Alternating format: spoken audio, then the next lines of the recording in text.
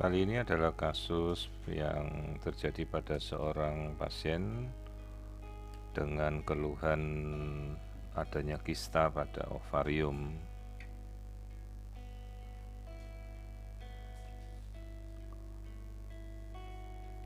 Pada awal pemeriksaan, pasien tidak memiliki keluhan apapun dengan siklus yang juga berjalan dengan normal. Namun pada saat pasien melakukan kontrol pada sejawat, dicurigai ditemukan adanya kista pada ovarium, di mana sejawat belum bisa memastikan jenis kistanya dari tipe apa dan apakah berhubungan dengan sesuatu yang tidak bagus atau tidak normal.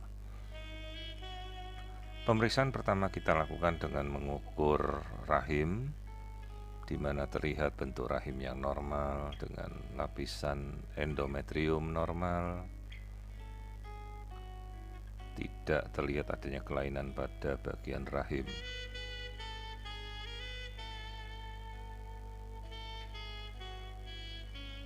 Pemeriksaan kemudian kita alihkan untuk melihat sisi dari ovarium kiri, di mana terlihat struktur ovarium dengan folikel-folikel telur seperti ini, terlihat banyak dan kecil.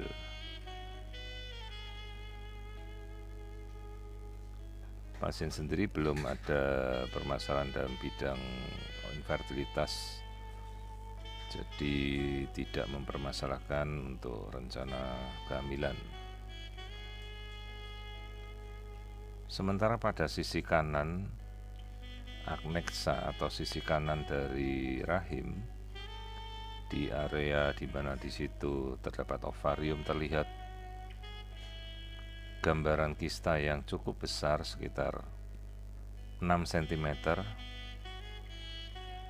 dengan bagian cairan yang cukup kental disertai bagian-bagian yang terlihat bagian padat dan bagian yang kita namakan sebagai papil.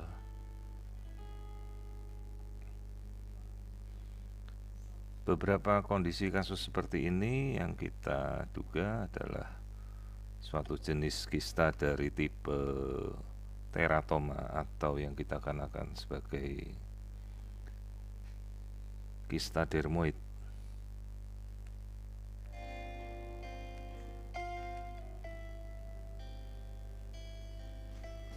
Kista dermoid sendiri berasal dari jaringan embrional yang terbagi menjadi jenis teratoma, matur, dan imatur. Kecurigaan dari jenis ini adalah jenis matur teratoma yang kita namakan sebagai dermoid cyst. Jadi di dalamnya bisa terlihat seperti gambaran menyerupai rambut, jaringan menyerupai mentega, tulang. Jadi kista tersebut sudah ada sejak awal, jadi bukan tiba-tiba muncul. Hanya memang karena tidak ada gangguan, tidak ada yang dikeluhkan, maka jarang sekali kista ini ketahuan. Di sini kita melihat aliran darah dari kista, tidak terlihat adanya aliran Doppler yang memberikan vaskularisasi pada jaringan kista,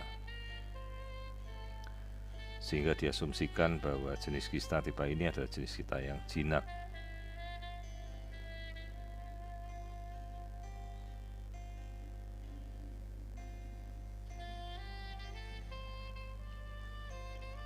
Pemeriksaan kemudian kita coba untuk melihat bagaimana kontur dan konsistensi dari kista dari pemeriksaan 3 dimensi.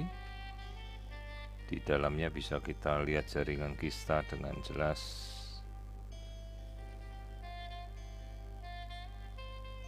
Dengan cairan yang bersifat kental, mungkin menyerupai mentega. Jadi diupayakan kemungkinan untuk mengangkat kista atau mencoba untuk melakukan kistektomi atau mengupas dari kista tersebut.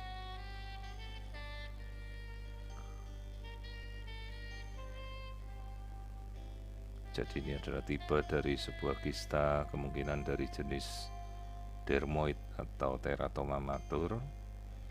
Jadi penegakan diagnosa akan dilakukan pada saat kista tersebut diambil dari jaringan histopatologi yang mutlak harus selalu dilakukan.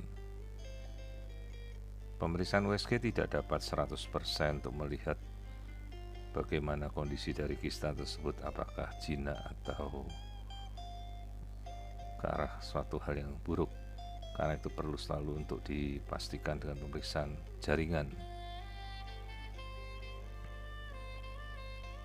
Konsistensi dari kistanya sendiri bersifat cairan menyerupai cairan yang kental, sementara ovarium dari sisi kiri terlihat normal dan sisi kanan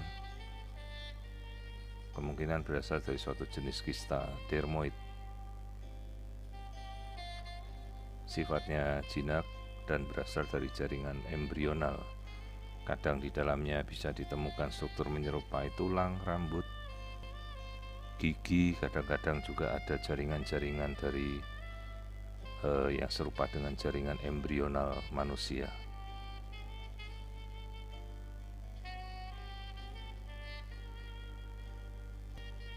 Jadi ini adalah sebuah kista ovarium pada sisi kanan dengan kecurigaan kista dermoid atau teratoma matur. Dan sifatnya jinak.